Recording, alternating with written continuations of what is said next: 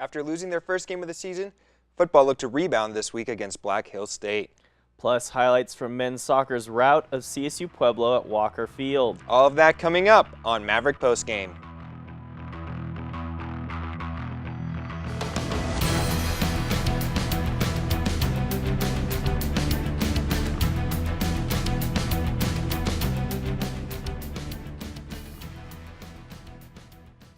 Hello and welcome to our pre-fall break edition of Maverick Postgame. I'm Joe Azar. And I'm Bryce Reedy. 2 weeks ago, CMU fell short against Colorado State Pueblo in a battle of RMAC's top two teams. With that result, the Thunderwolves gained first place in the conference standings, and for the Mavs, it means they need to put their game up to an even higher level to win their third consecutive championship. On Saturday, they faced off against Black Hills State in the second-to-last game at Stoker Stadium for the season. And we're going to take you now to the highlights from Stoker Stadium as we have the Mavericks facing off against the Yellow Jackets. Yeah, the Mavericks and Yellow Jackets, that is a big matchup there. And as you can see here, we're going to start things off with a bang. Easton-Salem with a beautiful throw and a touchdown on the first drive of the game, Bryce. That's an easy 7 points. The Mavericks take an early 7-0 lead with that beautiful throw. Yeah, and as it's been for most of the time for the Mavericks, they're going to strike early and often. This time it's going to be Salem, and he's going to dive into the end zone for the touchdown, and that's going to be 14-0 Mavericks still in the first period. Yeah, as you can see there, what a dive by Salem. He's done that a couple of times, and here we go again. Here's a nice little throw out to the side, dodges a tackle, and look at this dive, look at the effort, and he just gets it inside of the pylon. That's another 6 points. We're going to take another look at that beautiful avoidance of that tackle there, dives for the pylon, gets it in, 21, but now, Bryce, Black Hills State has a chance to answer.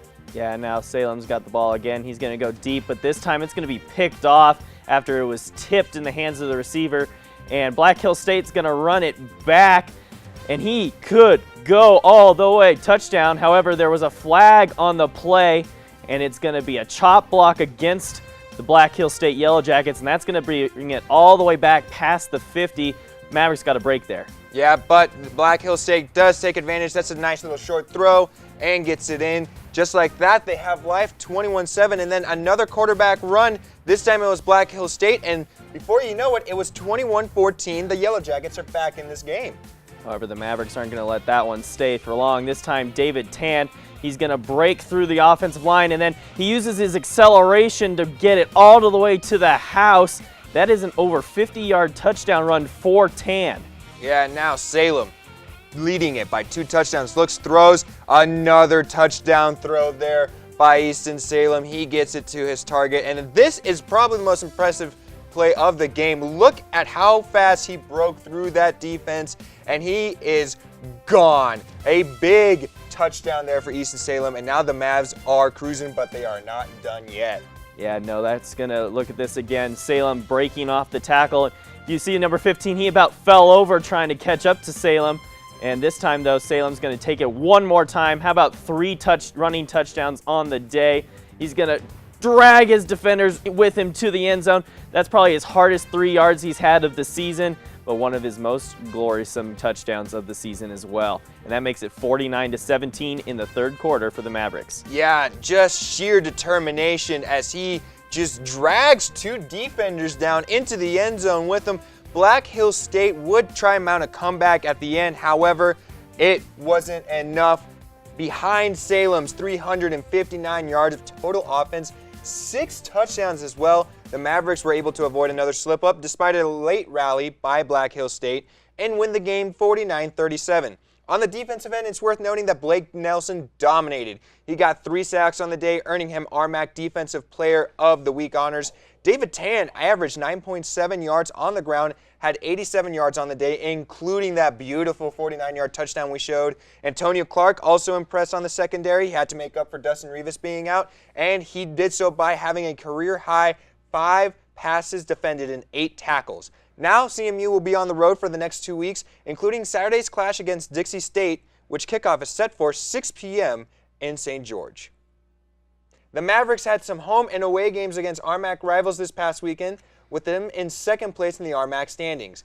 Every game is crucial if the team wants to keep pace and host the RMAC tournament in November. Their first game was against CSU Pueblo at Walker Field, and we take you there now for the highlights. It was another beautiful night at Walker Field, and quite honestly, the team, such a good team at Walker Field, and this was really the Malik Manana show.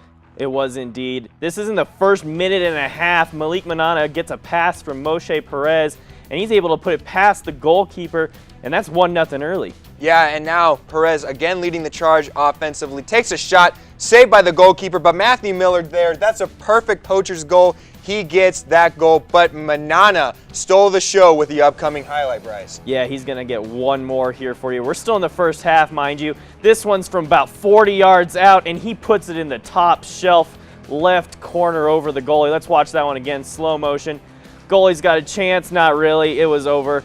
3-0 Mavericks on top. Yeah, 3 goals in the first half, and that will do it for Walker Field, as it was 2 goals in 10 minutes and then another goal, that Manana beauty that allowed the Mavericks to cruise to a 3-0 win against the Thunderwolves on Friday. Malik Manana got his 3rd and 4th goals of the season with his brace, including that 30-yard beauty of a shot. Matt Miller got his 2nd goal of the season as well in the rout.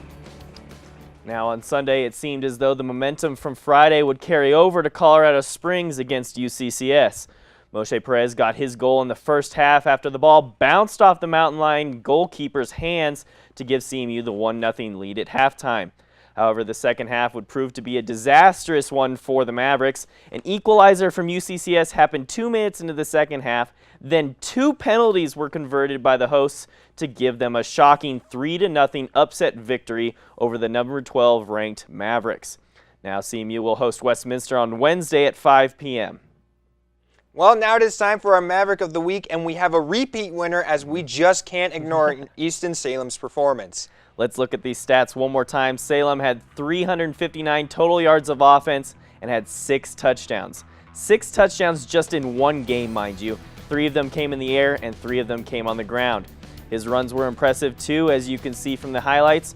Oh, and he also managed to get another RMAC Offensive Player of the Week award. Just saying.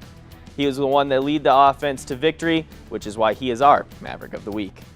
Congrats to Salem, and now that'll do it this week for this episode. Catch us next week for updates and all the latest news and scores in the world of CMU sports. With Bryce Reedy, I'm Joe Azar. Enjoy your fall break, Mavs.